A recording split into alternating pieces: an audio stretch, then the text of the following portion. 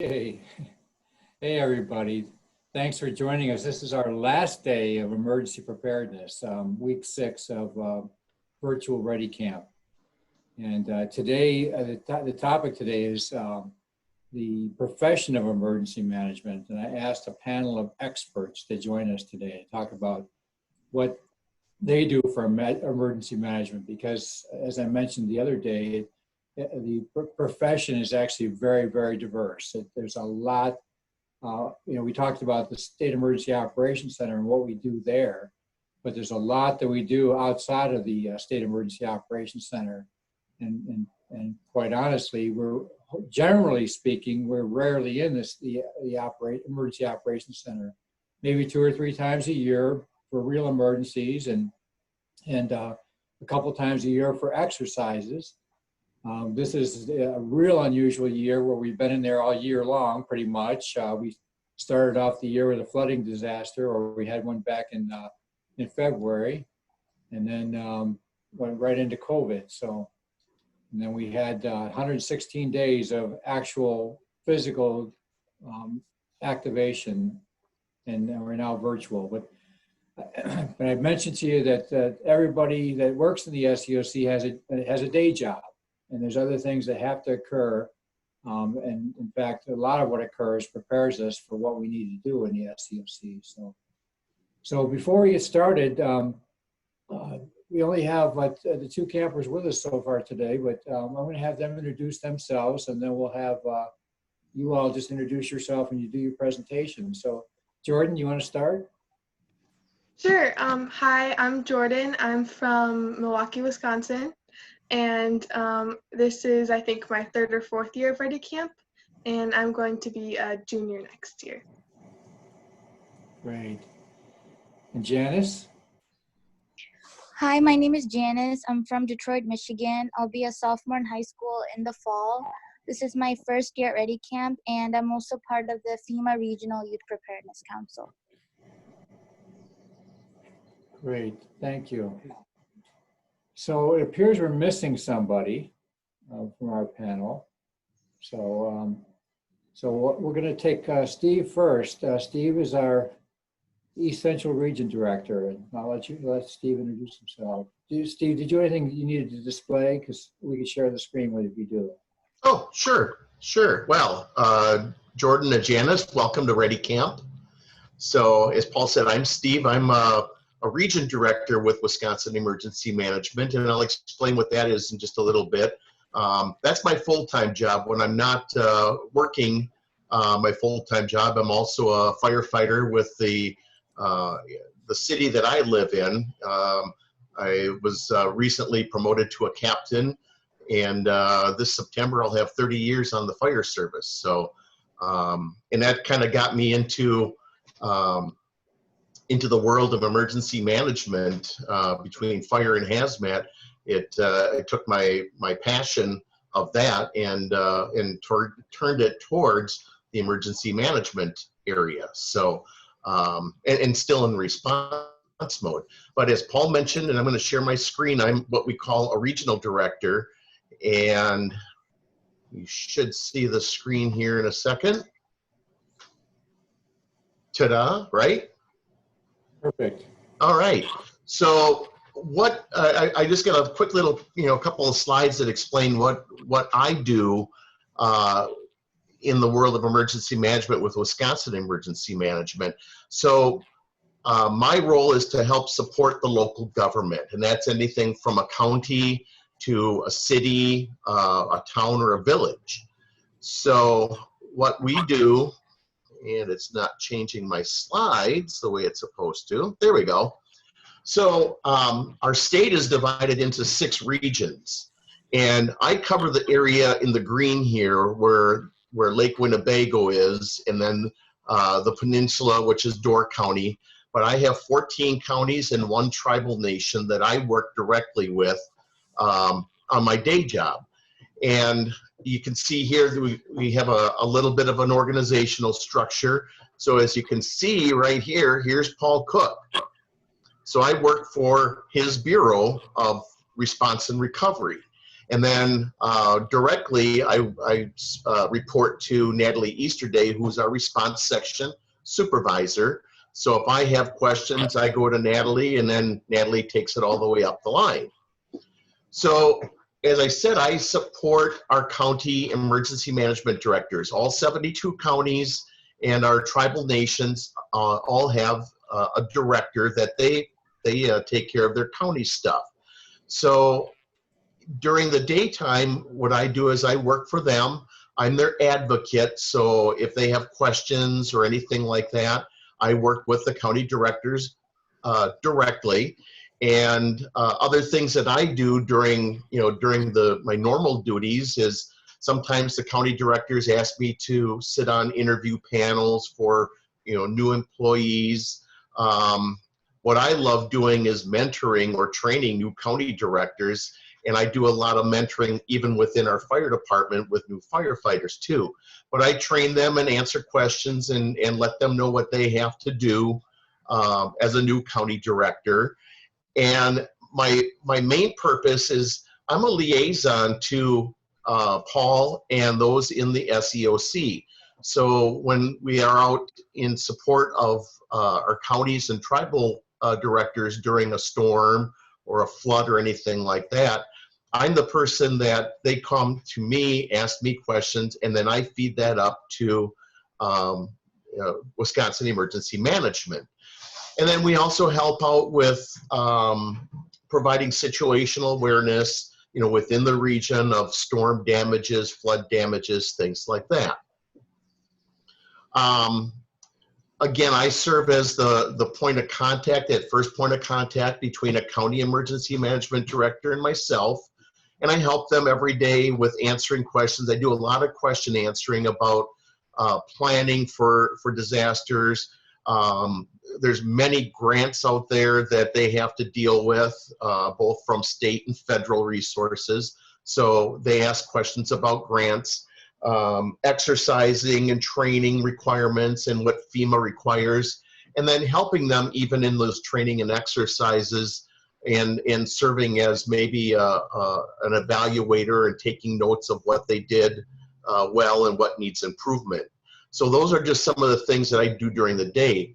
There's also some fun things that we get to do as region directors, and this is probably one of my favorite activities every year. I look forward to this, and it's the STEP program, Student Tools for Emergency Preparedness. And so I get to go out to schools and work with these programs and help them learn about being prepared for emergencies, a lot like the Ready Camp and that. But then there's other things that we do too, as far as meeting with other agencies and reaching out to other partners. One of the things that we also work with is a lot of what we call external partners, and that's anywhere from the National Guard to the U.S. Coast Guard to hospitals, and working jointly with them on other activities as well. I mentioned that we help participate in trainings and exercises as either evaluators or whatever, and there's just a couple of pictures here from some of the past training and exercises that I've been involved with. Everything from hazmat training to some tabletop exercises with the Great Lakes Tribal Council back this winter. Some Red Cross training. They come to the different counties and show them how to set up shelters and get shelters set up if they need to locally.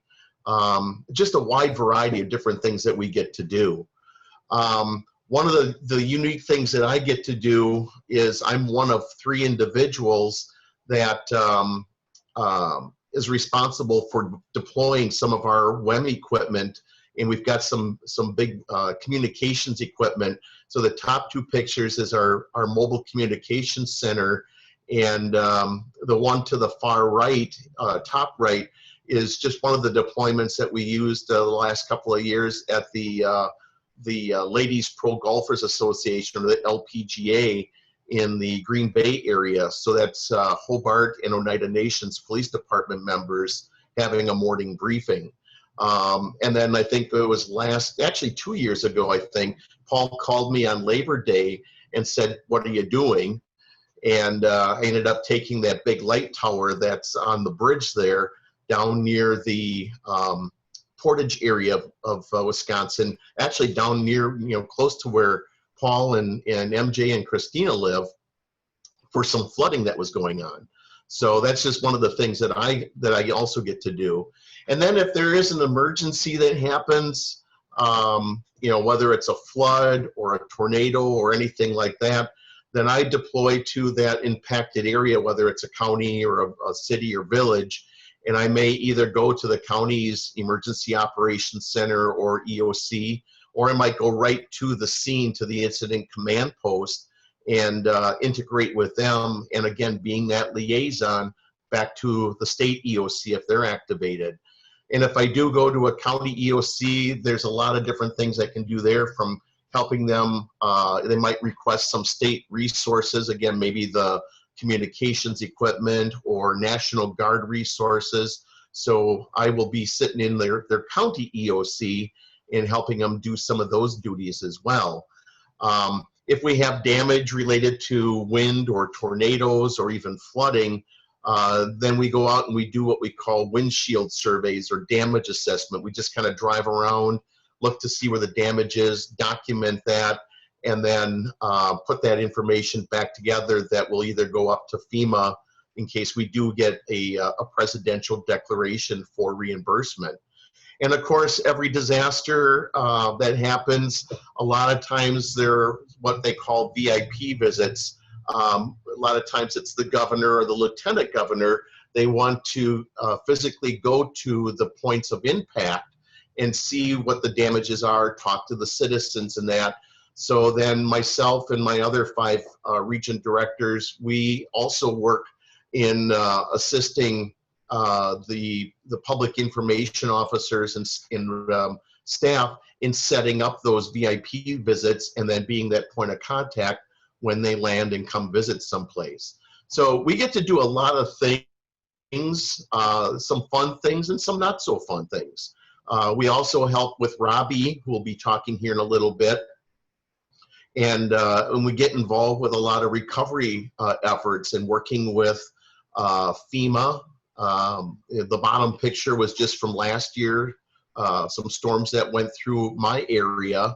And we have FEMA staff working with the county emergency management offices in some reimbursement stuff. So that's just a day in the life of a region director. Even most recently, I got called up to go pick up some face masks that somebody was donating. So I drove over, picked them up, and then delivered them out to our area. So that's about it for me. Anybody have any questions on what I do during my day? Jordan or Janice? Nope. Or Katie, or Katie, or Robby, or I see Christine, I see Robby, I see Katie. I have a question. That's right, from Romper Room. What was Randy looking at there? That massive sinkhole, huh? Yeah. Yeah, I don't even know where that picture was or anything. I was going to put a picture of Paul looking at a big hole in the road from a couple of years ago in Monroe County, but I figured we won't pick on Paul today. well, thanks, Steve. We appreciate it. Now the rest of us know what you do, so thank you. So next up is Katie. Yes, I think I'm ready. I have not presented with a PowerPoint before, so I'm going to share. See, I'm prepared. I practiced before all of this. Screen. Okay, sharing the screen. Okay, does it look like a slideshow now? It does. Oh, excellent. Hi. Okay, I'm Katie Sommers. I am the supervisor of the Hazard Mitigation Section at Wisconsin Emergency Management. I'm sure in talking about emergency management and preparedness, you focus mainly on hazard mitigation. So you probably already know all of this, but I'm going to go through it anyway. So this is my team. I'm the supervisor here. And these total 4 people in the state of Wisconsin work in hazard mitigation for the state. We call ourselves the Mitigati. So it's me there in my very serious zoo train picture. My state hazard mitigation officer, Robin, she also plays ultimate frisbee at the national level and coaches teams. Gwen Drews, I call her the mastermind because she's amazing. She's smart. She built us a database, and she's just wonderful in every way. And then Cody, he's our new guy. I'm calling him the freshman now. But he's very motivated and he's doing a great job so far. So this is us. This is our team. So hazard mitigation, we'll start with, what is a hazard? Well, I'm sure you probably know, but it's any agent that can cause harm or damage to humans, property, or the environment. So something that could harm someone, right? Now, think of a windstorm. If a windstorm happens, a bad windstorm in a city, that could harm people and structures, right? But if it happens in an open area, maybe nothing bad would happen, right? So that brings us to risk. Risk is the probability that the exposure to the hazard will lead to a negative consequence. So you put your hazard together with your risk, and then you get a disaster. When you have the hazard, like a tornado or a wildfire or an earthquake, in an area with a lot of risk, like a lot of people and buildings, then it turns into a disaster. So hazards in Wisconsin, I've listed a bunch of natural hazards here. I have two questions for you guys. First, which two of these do you think do the most damage in Wisconsin? And then the other question is, which other hazards listed below also occur in Wisconsin? Does anyone have any guesses on what might be one of the most damaging hazard events? I don't think your slide advanced, Katie. No, it advanced for me. Oh, Did it advance now? nope. Nope, you might have to jump out and jump back in, or just stop the presentation and jump back in. Did it look like it stopped presentation? Is it still the same? Is it frozen? It says hazard risk and equals disaster. Equals disaster, yep. I'm stopping the share. I'm gonna try this again. Sorry.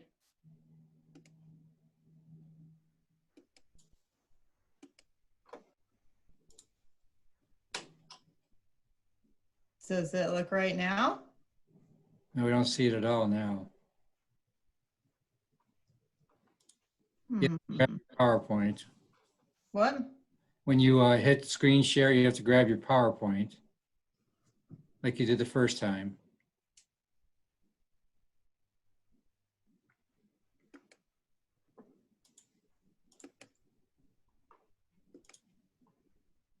Huh,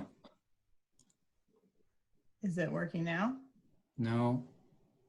I've tried sharing the screen and I've tried sharing the PowerPoint. Why don't you send it to me real quick and I'll do it on my end. Okay. Does that work? I would, except for I'm not in my email and it's gonna take 10 minutes. Oh, never mind. So just, I don't know what to tell you here. It was, do you have any ideas what's going on? I have no idea. I can try Okay. popping out of Zoom and popping back in. No. I was just gonna say maybe exit out and then come back in. Or as your PIO, you can just wing it. I got your back. Yeah, cool. I can wing it. They're just not gonna see all the cool pictures that I have. Well, you can send it to me if you want to do that.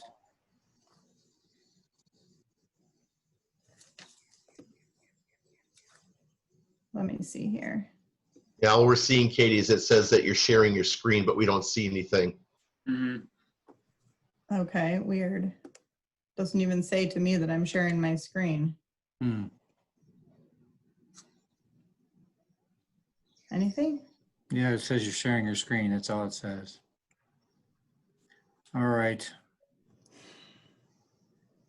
Well, you'll either you'll need to send it to me or so we can. Yeah. Well, this is disappointing. Yeah. Weird, because it says I have a good connection too. Yeah, you're connected well.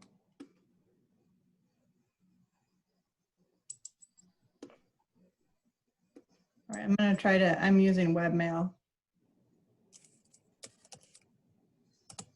I'm going to try to send it. Sorry, kids.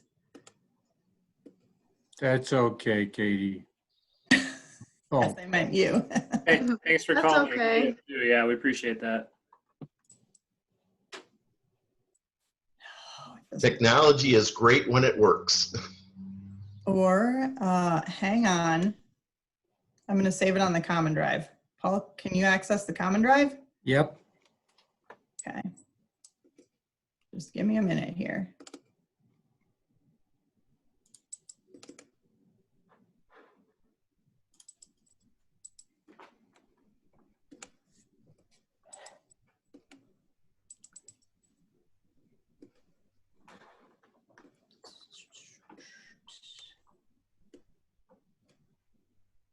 You're putting it under hazard mitigation?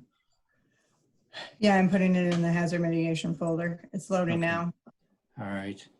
Man, I had everything so perfect and ready to go. And this is what WEM is. We have to improvise because nothing can be perfect.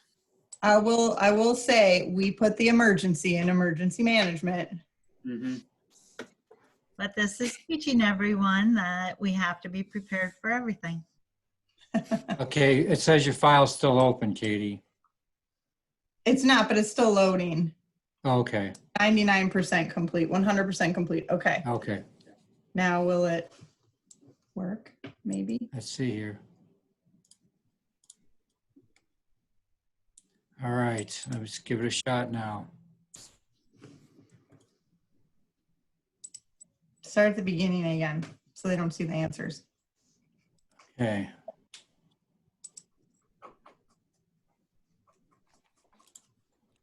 What happened to me?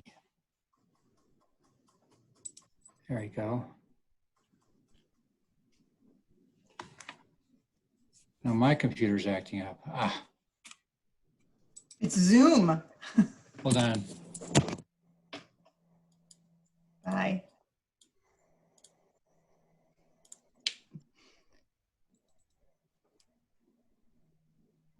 Okay, I see your screen. Yep, we see your screen.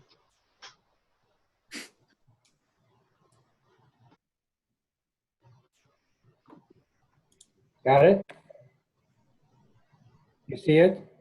We see Explorer. You don't see the presentation? No, just your Windows Explorer. Oh, Oh, okay. Wing it. yeah, you're gonna have to wing it. Too. Okay, so I'm gonna look at my slides anyway, so that I remember to tell you guys everything.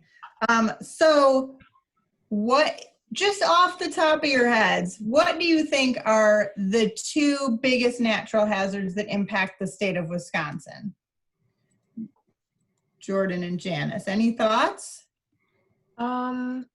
I think maybe one of them would be thunderstorms, because I know we get a lot of really strong thunderstorms that come around here. Mm-hmm. We do. And, oh, I see something now. That's not me, is it? Paul, it's working. Okay. Or we got to the second slide. All right, leave it to the firefighters. Third slide. Okay, so stop right there. So of these ones, yeah, thunderstorm is a big one. We definitely have those in our state. But a thunderstorm by itself doesn't usually cause a ton of damage. Other thoughts on this? Then I would say maybe like wind and tornadoes. Yes, that is a huge one. I don't know if you knew about the big windstorms that happened up north last summer, but there were over $20 million in damages, and that's not counting the impacts to the tourist industry or the timber industry or any of that. That's just straight damages, which is just a crazy amount of damage for an area of our state that doesn't have a huge population. What else? Janice, do you have any thoughts on what might be a damaging event in Wisconsin?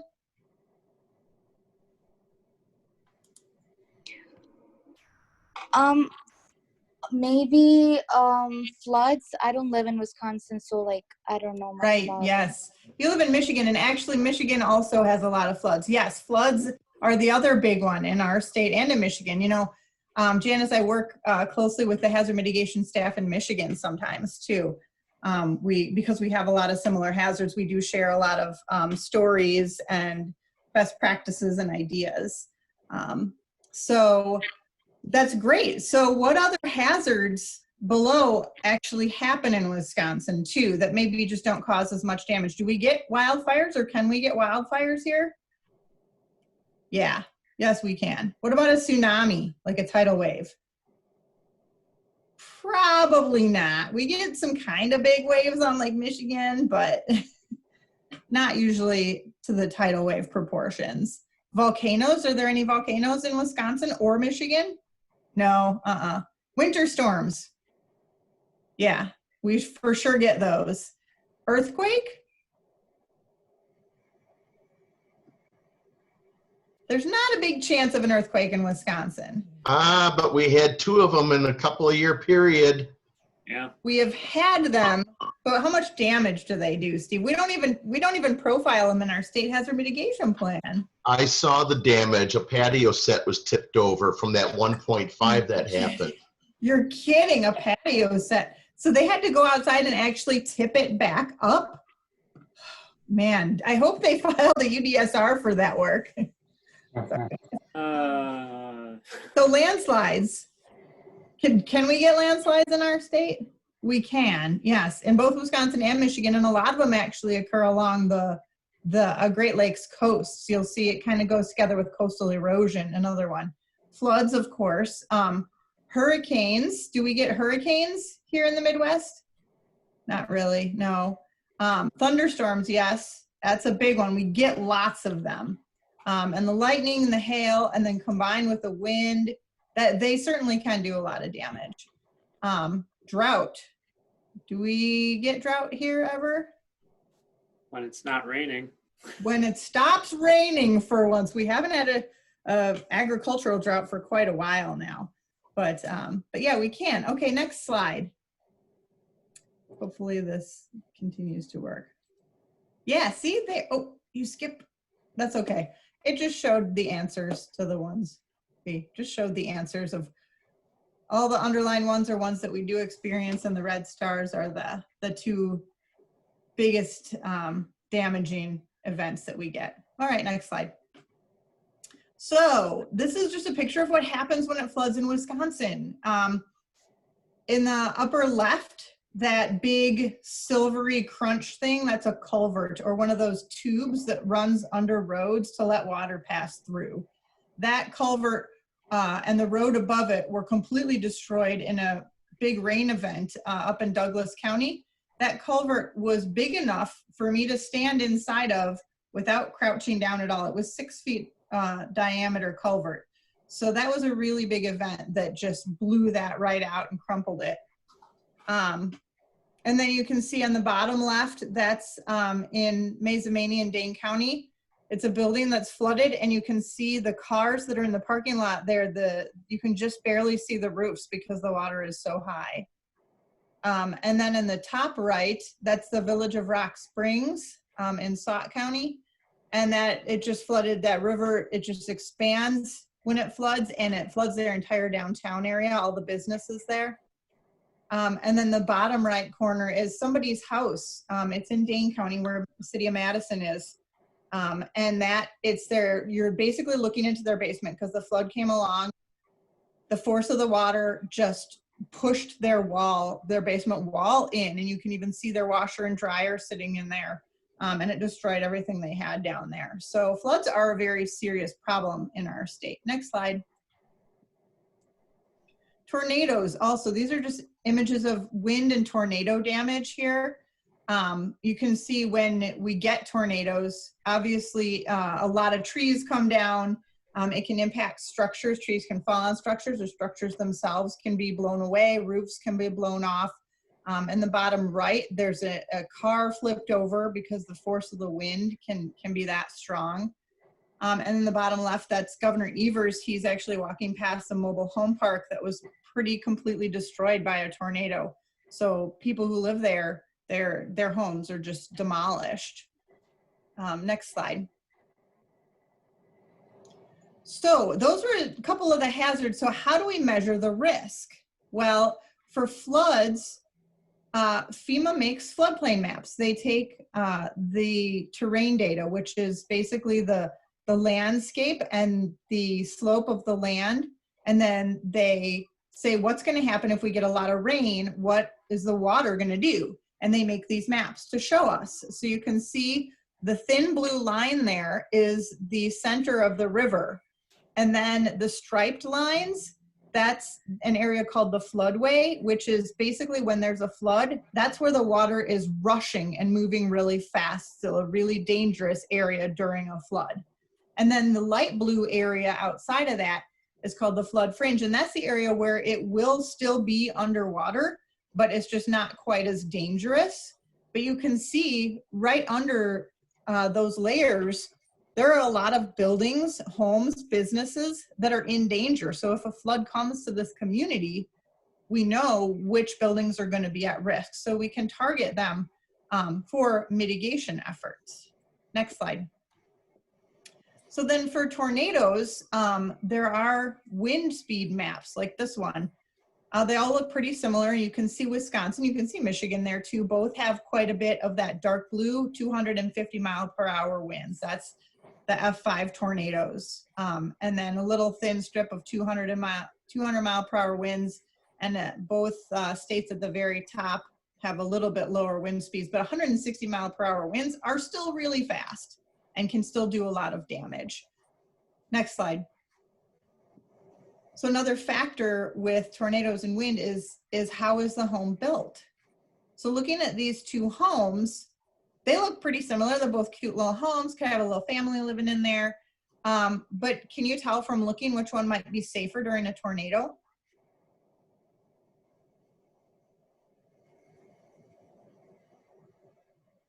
So I'm gonna say the yellow one is gonna be safer. If you look close, you'll see that there are windows at the bottom of the yellow house, which indicates that it has a basement underneath. So the family could go down there into the basement. The gray house has a white skirt around the bottom. And that skirt is actually, it's just a facade. There's nothing underneath that skirt, maybe some utilities, but there's no basement because that is a mobile home. So what happens in a tornado is that skirt gets ripped off and then the wind can go right up under that house and actually lift it up and destroy it. So, so mobile homes are very dangerous places to be during a tornado. So that also can help us target our mitigation efforts to protect people, which people, we can figure out which people need the most protecting and in which areas. Next slide. So the definition of hazard mitigation is any action taken to reduce or eliminate the long-term risk to life or property. So basically, we want to make it so that when the disaster comes, it's not as bad. Less bad things happen. And it breaks the cycle of disaster repair. So when you have a disaster, like it shows in the image, right after the disaster, you respond. And like Steve talked about, that's a lot of what he does. We're all really active. There's a disaster, the firefighters go out, emergency management, helps and sends resources to the site. Well, then the disaster's over, maybe the floodwaters go down, the tornado's done, and then the community has to recover. And Robby will talk a little bit about that. They need to rebuild, get businesses open again, that sort of thing. Well, then after that, they've got some time to plan and prepare for the next event that's gonna happen, for the next flood or the next tornado. Well, if you do good hazard mitigation, the next flood or tornado or other hazard may not cause the same amount of damages as before. So you can break that cycle. Next slide. So another really important reason, and a reason that helps convince a lot of grown-ups to do mitigation, is that it actually saves money. A study was done in 2018 that shows that every dollar that we spend on mitigation, $6 is saved in future disaster damages. So you save $6 in disaster repairs by just doing the mitigation ahead of time. Next slide. So where does the money come from to do mitigation projects? Well, You see this little girl, she went to work and earned a whole bunch of money. She worked really hard, right? And then the government came and took some of her money in taxes. And the taxes that we pay go to all sorts of things that are provided by our government, things like schools and roads, police, emergency management, firefighters, and Congress decides how a lot of that money is going to be spent. And so Congress gives FEMA some money for emergency management. And then FEMA uses part of their money to do hazard mitigation projects so that when the disasters come, they're less bad than they would have been. Next slide. So the types of things that we can do with that money is acquisition and demolition of flood-prone properties. That means that for a property that floods a lot, we just buy that property from the owner, we demolish the structure, and we make sure that nobody can build anything there again because it's obviously a bad place to build if it's flooding a lot. So that gets them out of there and keeps them safe.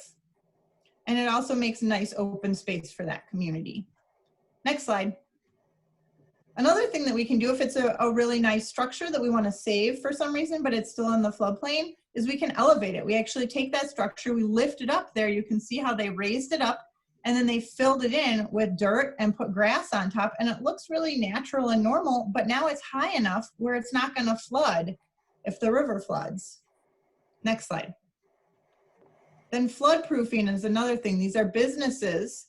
They raise the floor inside, and then at the top of the stairs, they can slide in a gate when the water comes. So the water actually comes into the front entrance there on the steps, but it doesn't get up into the main floor of the business and destroy all their stuff. So that's kind of a creative project. That was in Darlington, in their downtown. It's a cute little historic downtown, and they didn't want to just destroy all the buildings and get it out of there.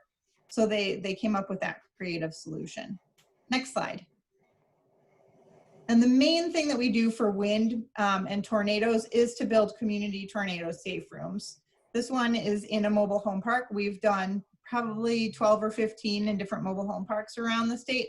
And it's to save lives when there is a tornado or high wind event. Because, you know, they can do tie downs, the mobile home tie downs, which is like a strap that goes over the mobile home and then it anchors into the ground, and that can help. But the people still aren't as safe as they would be in a tornado shelter. So we like to do that kind of project to help save lives. There are lots of other types of projects that we do for different types of hazards. But these are, I would say these are the main ones and probably some of the most interesting ones. So that is it for hazard mitigation. Are there any questions? Nope. Great. Well, thank you for your time, and I hope that you pursue a career in hazard mitigation in the future. Thanks, Katie. Sure. Thanks, Thank you. Katie. Good job. Robbie. Yes, hi. Hopefully you come to the recovery section first before heading off to the mitigation section. And actually it's kind of fun. I'm not gonna get there. So my name is Robby Stoikes. I oversee the recovery section here at Wisconsin Emergency Management. I've actually been here now for going on 13 years. You don't, at least in my world, I didn't magically just wind up in emergency management. I actually was at Whitewater going to college and got a job at DNR as a laborer. So I got to walk around outside with a GPS backpack on. It was fantastic, and they even gave me a chainsaw some days. So that's how I got my experience with state government. And then I just kept going from there. And actually I worked in the mitigation program for 3 years before moving over to the recovery program. Now, what that actually means in recovery is that, so I'm a supervisor. I actually have myself and 8 staff members at the moment, currently working on hiring more, which is another fantastic part of the supervisory job here at WAM. 8 staff members working on a broad range of projects, working on a broad range of grant programs. So we work a lot with FEMA, work a lot with pretty much everyone else on the Zoom meeting today. Reimbursements, we'll go with that. As Steve had mentioned before and showed some pretty awesome pictures of damages, the one damage he did show, that was a gate to a dam in Black River Falls, that massive piece of hunk of metal that was washed away. we'd actually work with Black River Falls on reimbursing for their damages. So what my team does and what I work with is Steve is out in the field working with the county emergency management directors, collecting damages after some sort of event, maybe a volcano, maybe an earthquake, most likely a flood or a tornado. Let's hope we don't have a magic volcano in this state. Collecting damage assessments, my staff will work with Steve, work with the county emergency management director, work with the other region directors to take that information, kind of package it up, and then make recommendations on, which way is it going to go? Is it a massive statewide event? So working with 72 counties and 11 tribes, or is it a very localized event? And so if it's a statewide event, we're going to work with FEMA. We're going to send it up kind of working on a much broader scale for a response. And so if it's a state event, one of the individuals on my staff runs something called the Wisconsin Disaster Fund for Public Infrastructure. It's a very small fund, but the idea is it's a reimbursement program to localities who would suffer damages, hopefully a flooding or a tornado, but it's above and beyond their capabilities. And so that's what she does on a day-to-day basis. In the event that we do go past a normal state, state disaster, small disaster, we'd work with FEMA, we work with the governor's office, a bunch of staff around here, to include Katie and Steve and Paul and Christine and everyone else will work with the locals on putting information together and then make the recommendation to the governor on, do we need federal assistance or not? And so some of the programs that we can run here is the FEMA Public Assistance Program. So it's reimbursement to localities for public infrastructure. So the picture that Steve had up with the gate in Black River Falls, we worked with the localities, worked with FEMA's, and then worked with not so much physically out in the world doing the repairs to it, but worked on the back end with gathering documentation, kind of guiding them through the process and the program. And then eventually, I think that one was about $1.2 million in reimbursements from time of destruction to replacement to improvements and stuff like that. So we take them through the paperwork process. And if you know anything about state government, federal government, it's not an easy process for one thing, and it's not a short process. So you have localities spending a lot of money, and then us on the back end trying to work through everything to reimburse as much as possible to localities so they can get to some sort of new normalcy. We'll go with that. So that's the public infrastructure side of things. On the individual side of things, we work with FEMA on something called the Individual Assistance Program. It's a rarity that it happens in this state, but when it does, FEMA comes in, they bring a massive team with them, and they will start working with counties and localities, and especially those individuals that have been affected by whatever event happened in the state, to try to get them assistance, both monetary, but especially if they've been affected mentally, or they just need a place to stay, or they need food or shelter, or if it's wintertime, they need heat. FEMA is a fantastic partner when it comes to that, and it's actually a really great program. Like I said, it's a rarity that it happens in the state. So when it does happen, FEMA's here. When it doesn't happen, it is kind of not so much my job, but WEM's job just in general to work with other state partners on trying to find resources, whether it's temporary shelter or working with private nonprofits such as Red Cross on food, water, you name it. So to try to make those people as comfortable as possible until we can work with them on a new normalcy or a long-term solution to whatever the incident was. So, and then of course we do get out, a lot of time we spend in the office, but we do get out of the office sometimes. We do get to do site inspections, damage assessments, going out, looking at things that were destroyed for an event, but then also going back out afterwards and looking at things that have been repaired and made better. So hopefully it never happens again. So we do get to get out. I do have thousands and thousands of really awesome disaster photos, but Katie and Steve have pretty much covered that one too. So when we're not doing disasters and everything else, I am a supervisor, so I hire, haven't fired anybody, which is a fantastic thing. So, but I've hired, paperwork, that type of stuff, but really it's really guiding, teaching, mentoring staff, really bringing them up in the programs. They're not the easiest programs in the world, but it's really molding and shaping, the next generation. So hopefully they can become my boss someday. Budgeting, everything else type of stuff, but really the main reason why I'm still here is I enjoy working with everyone on here. I enjoy working with WEM, and I enjoy working with all the fantastic people in the state and the citizens out there. So it's a very brief overview. This morning has been spent being a senior duty officer. Should mention that. The one thing they don't really tell you is, like, do you get to work with locals on a naval flare that Grandpa had got brought back from World War II and found in his shed. So that was one thing. Contaminated water is another one. Missing people is another one. So we coordinate resources on the back end too. That's just a side job, a side hustle, if you will. And that's all in the last 24 hours. That's in the last 24 hours, yes. We still have plenty of week to go. Right. Thanks, Rob. Any questions for Robbie? All right. Well, last but certainly not least is Christine. It looks like you're at a really nice place out there with a nice backdrop. It's our Zoom background. It's perfect. So Jordan, Janice, and everyone. So you notice behind me, I've got this wonderful hammock behind me. I have some lovely backlighting.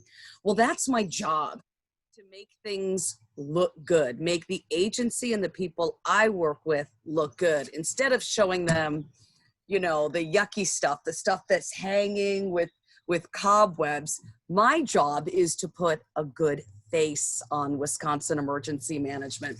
So basically, my name is Christine Bellport. I'm a public information officer for Wisconsin Emergency Management, or WEM. What we do, think about emergency management, you think about public safety. It's all about information sharing, and more importantly, moving people to action. So what we do is you can move them to action by directing them to funding, to assistance, things that Robby and Katie talked about. As your public information officer, not only do we do that, but we also collaborate with other public information officers. They have them at FEMA.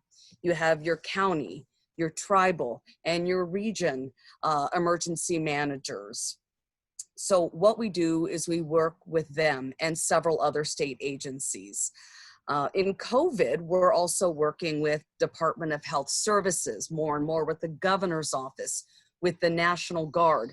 So we have to work with many groups within these state agencies to respond to COVID. And how do we do that? Well, we do that with press releases, social media posts, Facebook, Twitter. We organize and execute press conferences, press briefings.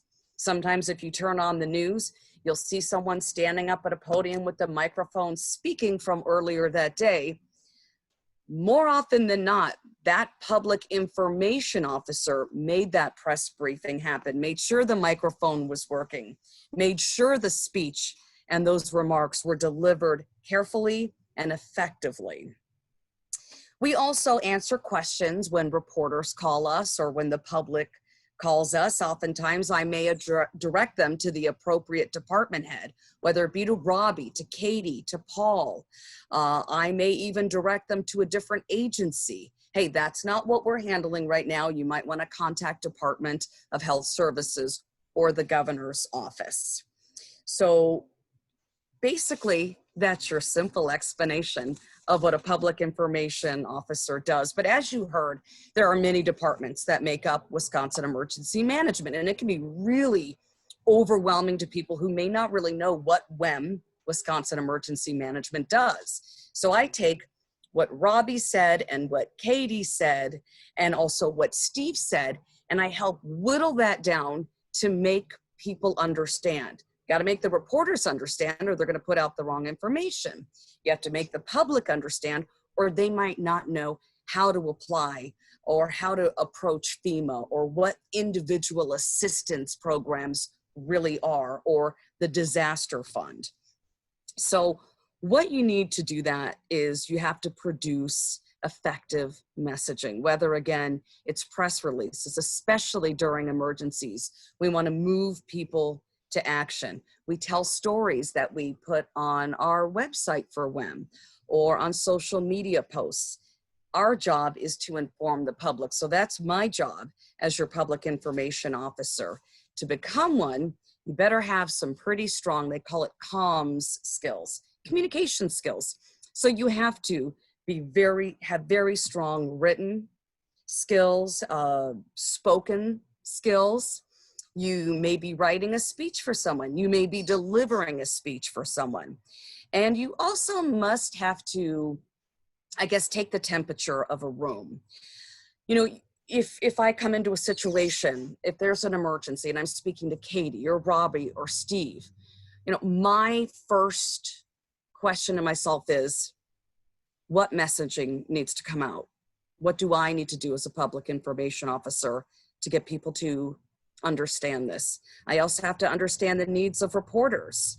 I also have to make choices. Who's the best person to speak on television or for a radio interview? We call those SMEs, subject matter experts. So sometimes I may not be the person. I like the people that I work with. Robby's been in WEM for 13 years. I think he would do a better job than I would do getting his information out from his side of the agency.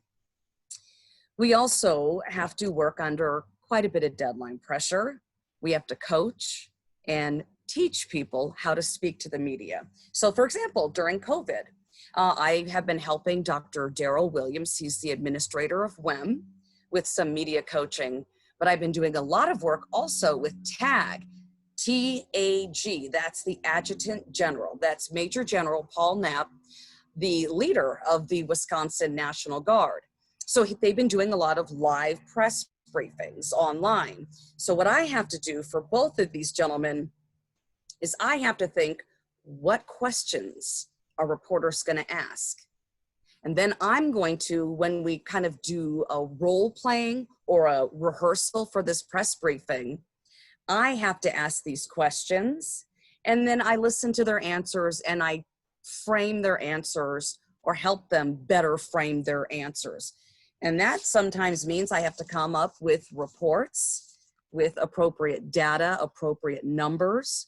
And oftentimes I've helped write their speeches they deliver to reporters before reporters ask the question.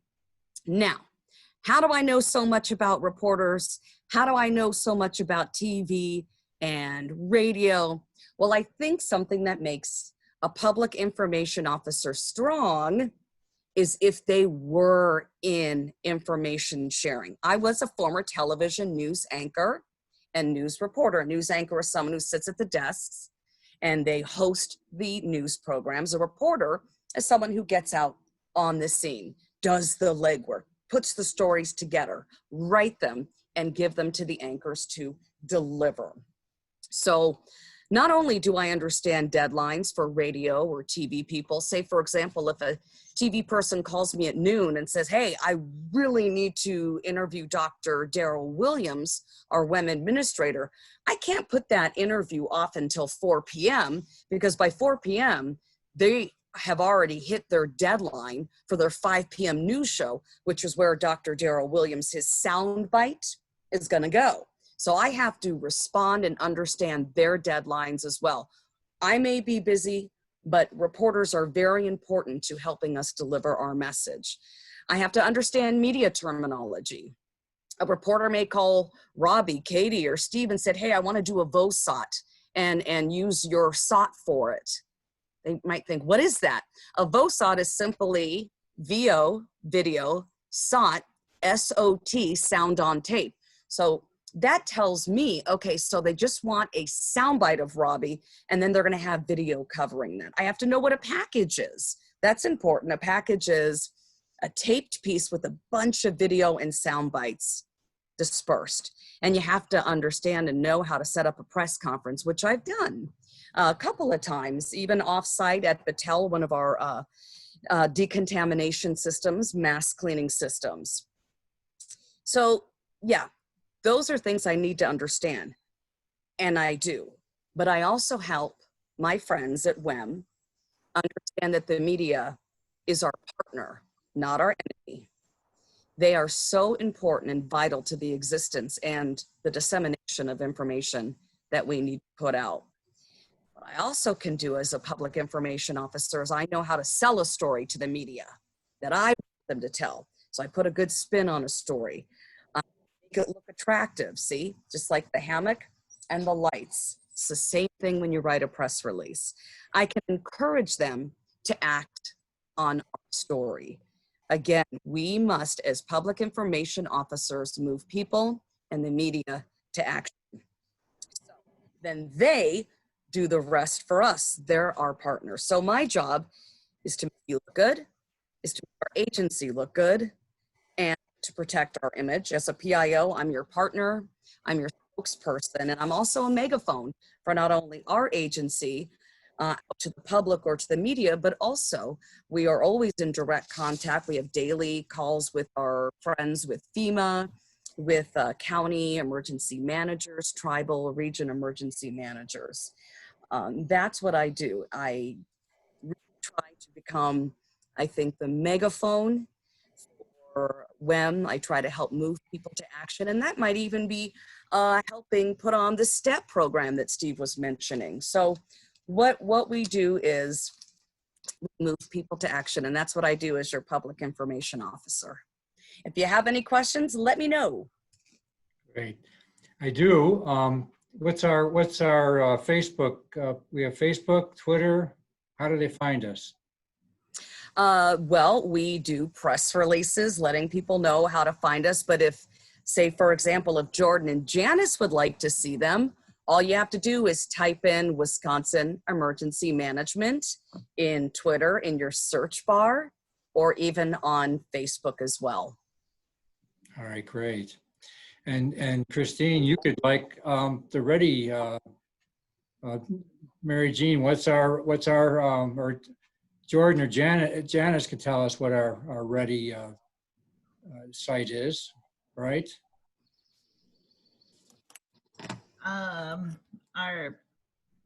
You mean email or, I mean? No, our YouTube. YouTube is B, a capital B and capital R, capital E, capital A, capital D, capital Y. Be Ready.